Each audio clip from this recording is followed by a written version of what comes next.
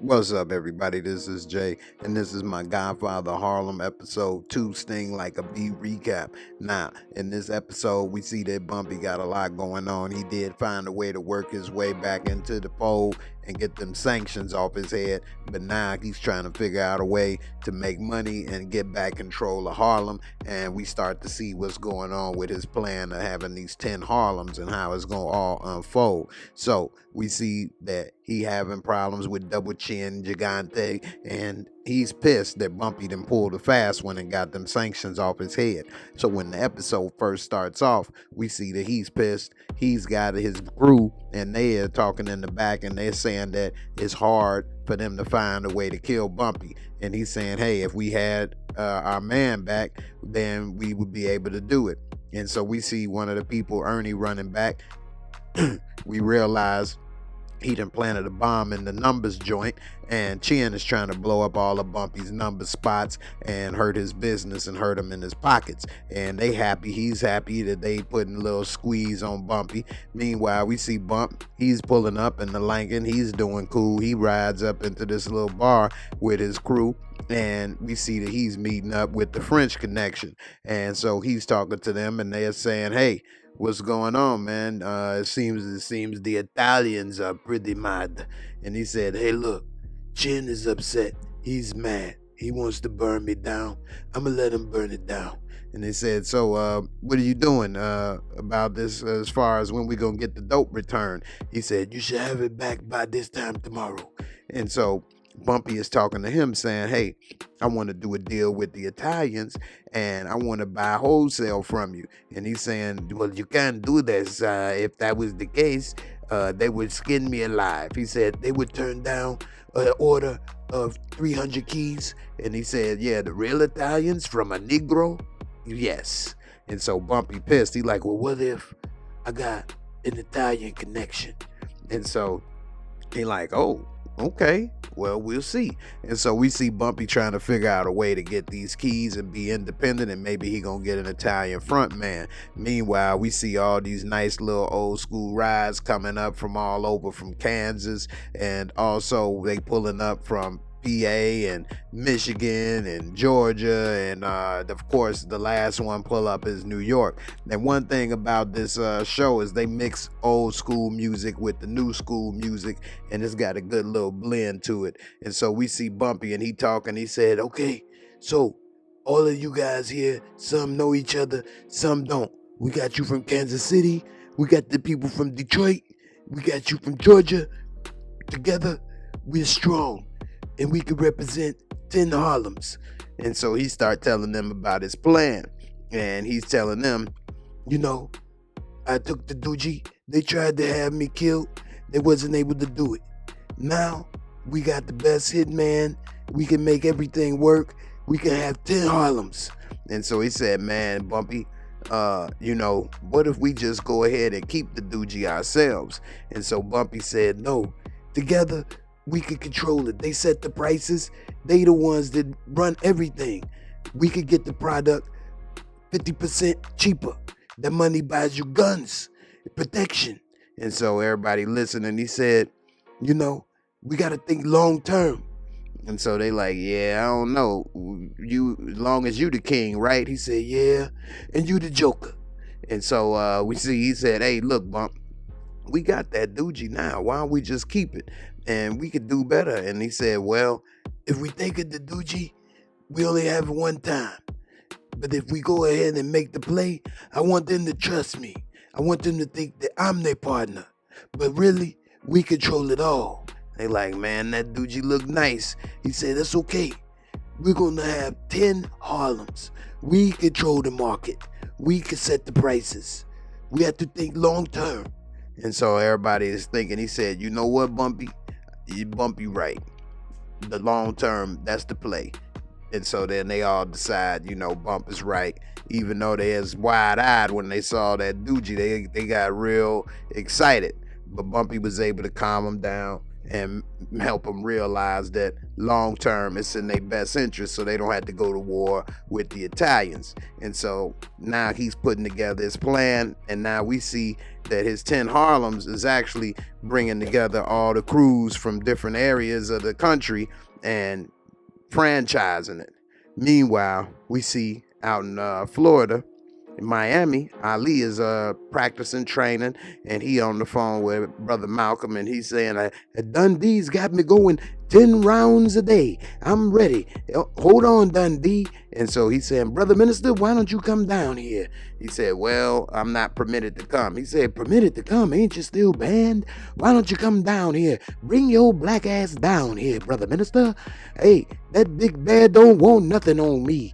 He's going down, and Clay's ready to clown. And so he over here doing his little Ali rap. And then we see brother Malcolm coming. He's having a little coffee with Bump. He said, you right. He want me down there. He said, see, that's it. That's your play. That's your plan to get back into the nation. He said, it's only one problem. He said, what's that?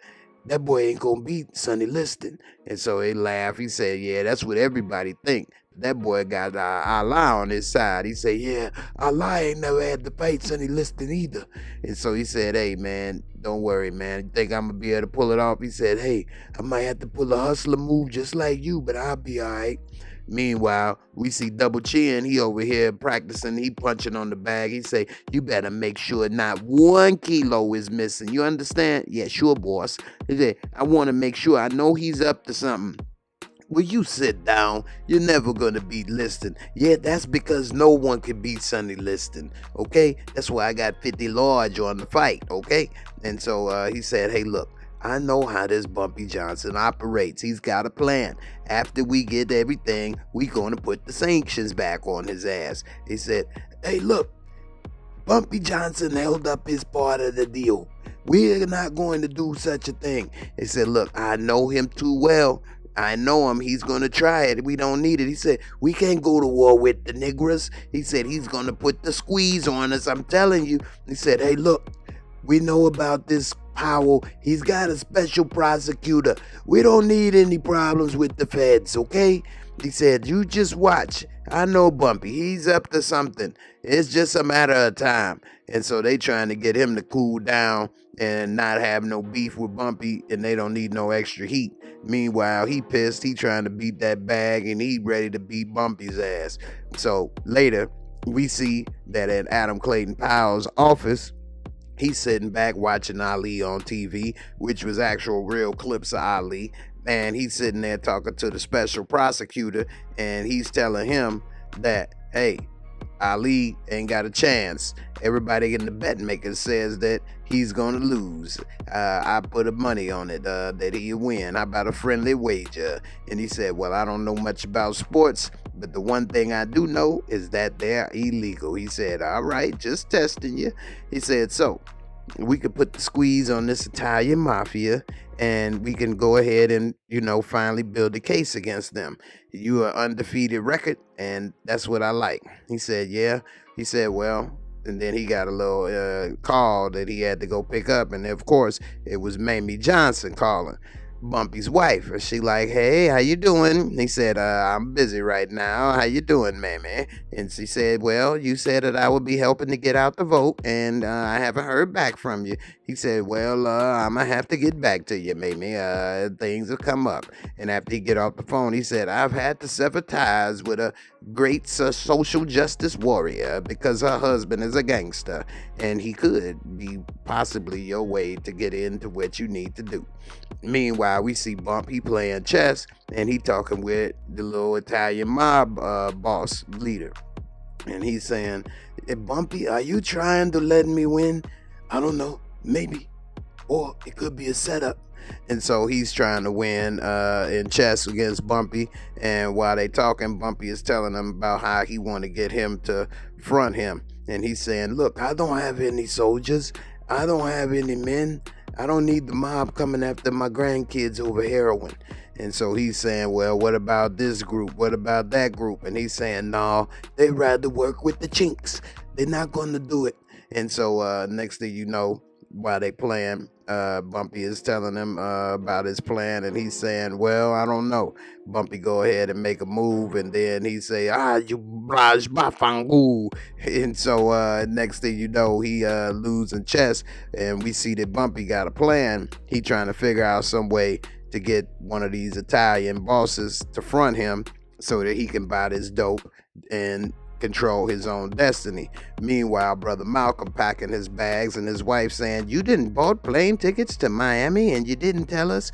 He said, well, have you ever been on a vacation yet?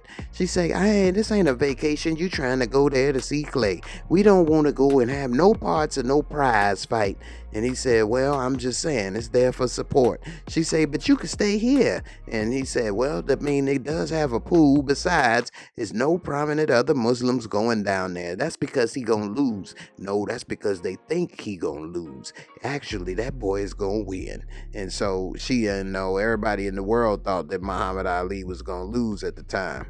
Meanwhile, we see back at Bump's place that he's sitting, his wife and his daughter is sitting there talking, and she's saying, I am really happy that you are being a big sister to Margaret. It has been great. And they talking about Clay and how he gonna lose, and then they laughed and said, well, I don't know. And she said, well, I ain't gonna be playing this role forever as being the sister. But I don't mind right now. And so that kind of, shut her up a little bit. And she realized that maybe this might be an issue one day because she want to be that girl mama. Meanwhile, we see Bump with his crew, and he walking in some nice establishment, and we see that he's going ahead to meet with one of the Italian dons while he's dressed nice to go to the, opera with his wife. And he's saying, oh yeah, I wanted to come and talk to you. He said, no, it's okay, honey. He's got to ask me a little question, and my answer is still the same. No. And he like, even for the amount that I said? And he said, look, it's just, no Negroes allowed. No, it's this thing of ours. And so she said, where have I heard your name before? And he said, I don't know. Probably in cussing me in my sleep. And so she said, well, we on our way to go see this opera. He said, oh, that's my favorite. And so then after he shut Bumpy down and said, look, the answer's still no. I can't help you, okay? I can't work with somebody like you. And he said, okay, I understand. And he said, capiche? He said, capiche. And so she's talking to him. Bumpy's a little pissed, and he pretty much walked off and left Bumpy hanging, basically because Bumpy was black and they didn't want to work with him because that was against the rules for the Italian mafia to work with anybody black.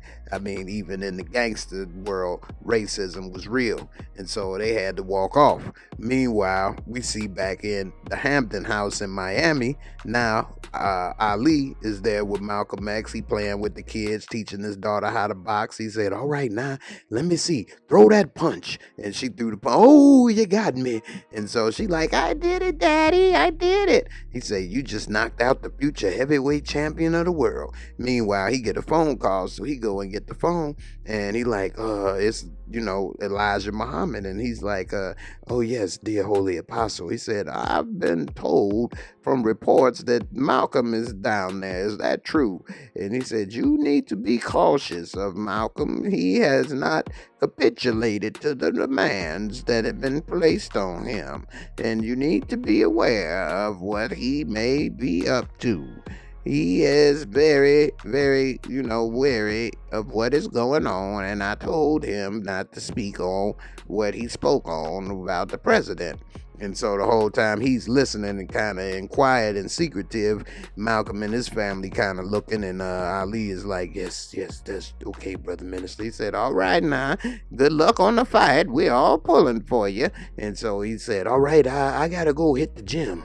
And so Malcolm and Betty kind of know something shady. It just transpired. Meanwhile, we see Adam Clayton Powell on the phone, and then next thing you know, Mamie Johnson walk in. Now, when she was talking with Bumpy's sister, she said that he is susceptible to a nice, pretty dress and a nice, pretty red lipstick and smile, which she is fine. So he get up and he talking with her and try to pour her a little drink or something, and she refused to drink, so he ended up drinking it. And she said, look, you promised me that you would have me helping to get out the vote, and now you ain't been able to return my calls. What is going on? Does this have to do with my husband? And so he said, well, Miss Johnson, your husband is involved in a lot of activities, and they are investigating into the Italian mob. She said, but my husband ain't in the Italian mob. Yeah, but he associates with them, and it's making it difficult.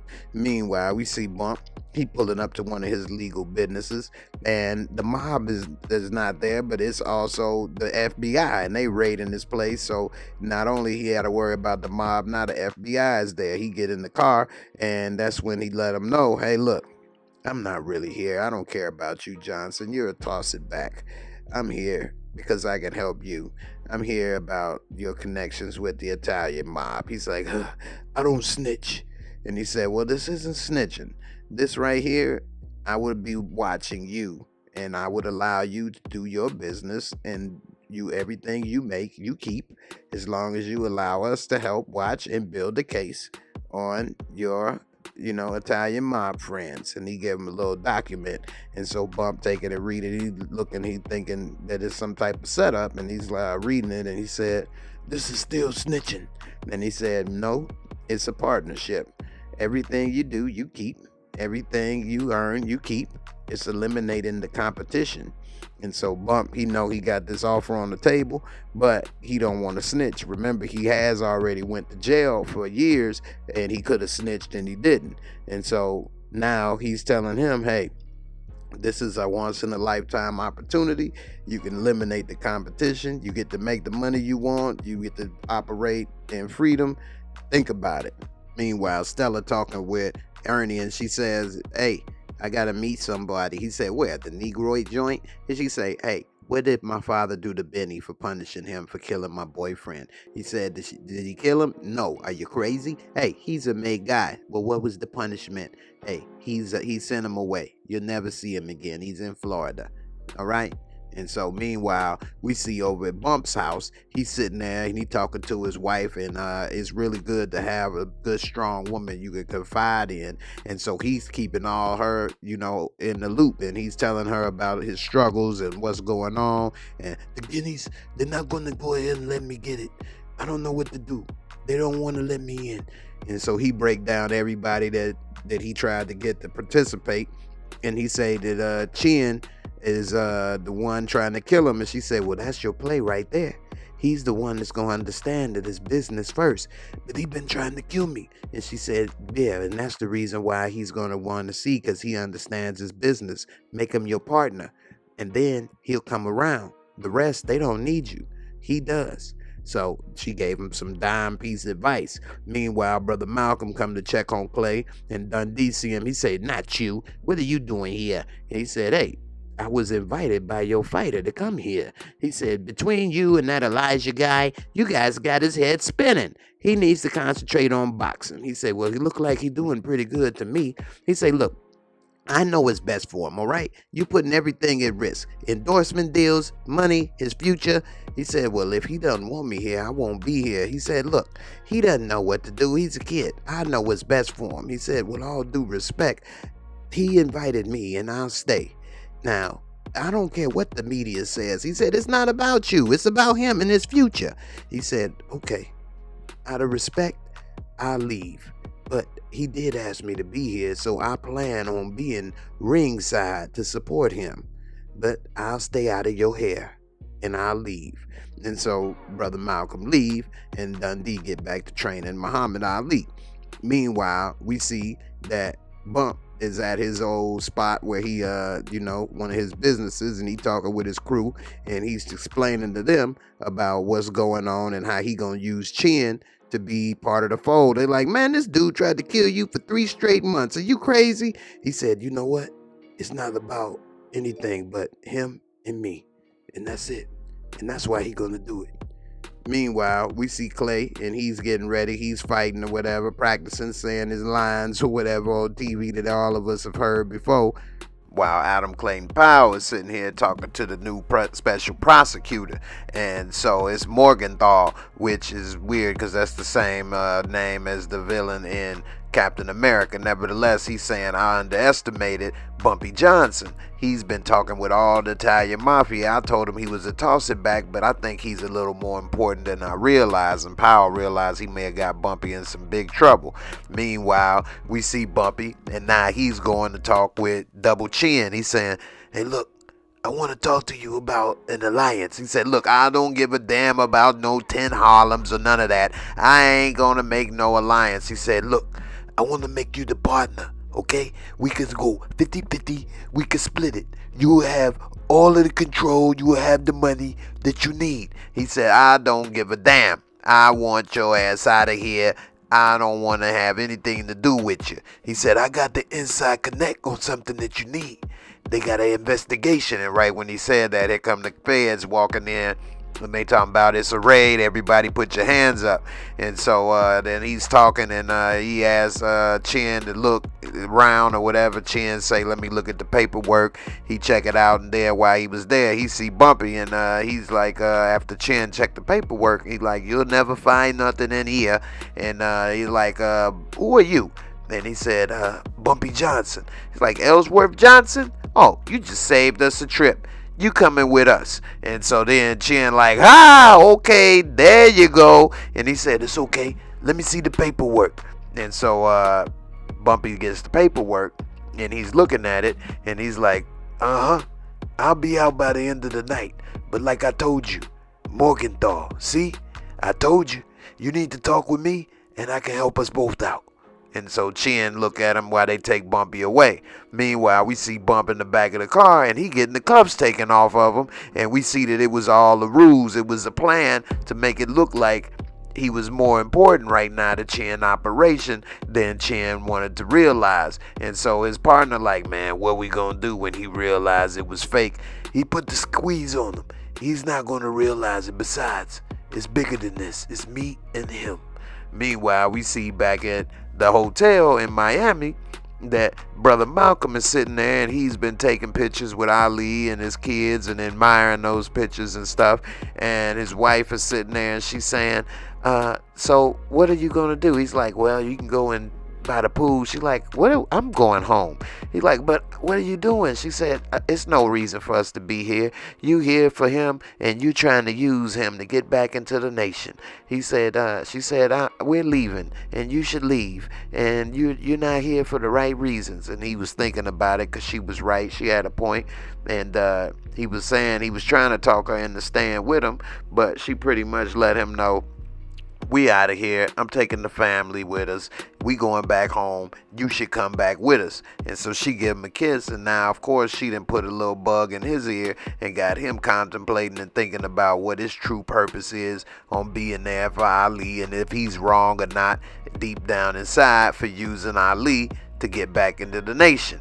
Meanwhile, at 22 West, we see that, Stella is meeting up. And it happens to be while she's sitting there with Ernie, it's her boyfriend's mama. And so he comes in, she comes in, and she's talking to her. And so she, after Ernie leaves, she said, could you give us a minute? I want to talk with her. And so she sits down, and she said, have you got my letters? She said, yeah, I got them. I finally read one of them after throwing them away forever. And she said, well, could you please forgive me? And so she brought up the letter and read it, and she said, how much she loved Teddy or whatever. And Teddy's mama said, I wanted to hate you, I really did. But anybody that loved my boy as much as you, I deserve, to talk with them and not hate them. Could you please forgive me? And she said, that's what I'm here for. I'm here that's why I came. And so she was about to bust up crying and everything, because she was saying, it's hard when you have a young black boy. I thought it was okay when he wanted music, and then he met you. And so they gave a little hand or whatever, and a little dap, and shed a couple tears for Teddy. Meanwhile, we see everybody around is getting ready to watch the fight. This was back when the fight came on TV. We see Mamie, looking good as can be. And a knock at the door is none other than Powell, and he was coming to talk with Bump, but Bump wasn't there. And so she said, well, you want to come on in and sit for a minute and watch the fight? He said, oh, well, it ain't going to take much longer than a minute for Sonny Liston to beat him down. I thought about it, and I want you back on the team. You are our social justice warrior, and we need you. And so she smiled or whatever, and he came, and so they decided to go ahead and have a seat and watch what everybody thought was Muhammad Ali get knocked out. Most black folks at the time didn't like Ali because he was a Muslim, and a lot of black folks considered him to be uppity and a loudmouth. They had Joe Louis there and everything. And so Ali getting ready. Dundee is there talking to him, trying to get him ready, telling him what to do. Keep dancing, kid. You just go keep dancing, and you'll be able to get him. And we see Brother Malcom come in, and he like, Brother Malcom, I appreciate you coming. He said, hey, that was the minister, Honorable Elijah Muhammad on the phone call. I apologize. He wanted me to distance myself from you. He said, well, brother, I'm guilty. I wanted to use you as a way to get back into the nation. He said, but they didn't want me here. He said, well, you know what? I'm glad you're here. I don't see nobody else here. Hey, get your black ass down here with me. I'm glad you're here. And so they decided they're going to have one last prayer before the fight. Meanwhile, everybody was gathered around the TV. Most people wanting Sonny Liston to shut him up, but they didn't know what that was about to occur. Now, while that fight was getting ready to happen, it's interesting. Bumpy Johnson then met up with Double Chin, and we got them about to square up. And he's saying, look, I don't want anything to do with your Harlems. I want you out of here. And he's saying, look, we can have it 50-50. He said, we'll do it, but I'm going to do it 70-30. He's like, no, 50-50 partners. And so while they getting ready to square up and fight, Brother Malcom is there watching. Everybody is sitting there watching on the screen. And while you see two young boxers in their prime going at it, then we see two old men going at it and past their prime fighting. And Chin, he trying to throw a couple. Then he hitting Bump throwing a few, hitting Chin. They going at it, and it's cutting back and forth between Ali fighting and Double Chin. And we see that Elijah Muhammad sitting there watching with his dime pieces on his shoulder, and Ali and Chin and everybody is going at it, both fighting for what they believe, and the underdogs is going to end up winning. Because a lot of people thought that Ali was too young. They used to call him the Louisville Lip, for those who didn't know. And they wanted him to lose. Most black folks thought because he a Muslim and then he talked too much, he need to stay in his lane. And they was hoping that Sonny Liston knock him out. Plus, a lot of people thought of Sonny Liston the same way people used to think of Mike Tyson as far as the baddest man on the planet. And then we see Ali win. Most people was upset. And we saw Malcom was happy, as well as we saw that, back at home with Bumpy, that his daughter was happy while his wife and Powell was sitting there upset. And while he was celebrating and end up victorious, we see Bump then tired Double Chin out, and he's gasping for air, and Bump saying 50-50 partners, we could do it. And so he ended up deciding, okay, let's go ahead and do it. We'll make it work for now. And that's how it ended, with them leaving off that little basketball court. So in the end, it was a pretty good episode. Now it's time for real talk. I really, really enjoy this show. It's really good to see this era of crime, organized crime, and to see some of the things that took place. I never like to say, because when you see shows like this, Power and others, you like these characters, but they are bad people. They sell drugs, they kill people, they hurt people. So although they are likable characters, it shows how complex a person and a human being is. And although they can do bad things, they can still do good enough things to be likable. Nevertheless, it's good to see that Bumpy Johnson was playing chess with all these obstacles and odds against himself. But I want to know, is he going to end up taking that deal with Morgenthau and being basically a snitch, just like what Whitey Bulger ended up doing later down the line in history? I think he's going to probably have no choice. Otherwise, I think Morgenthau is going to end up coming for Bump. What y'all think? And I think Chin is going to end up finding a way to break the deal and try to get Bump nailed and kill him and get revenge. Anyway, y'all let me know what you think. I'll see y'all on that next episode. Peace. Thanks for watching. I hope you enjoyed the video. Please hit that like, subscribe, bang that bell, and I'll catch you on the next one. Peace.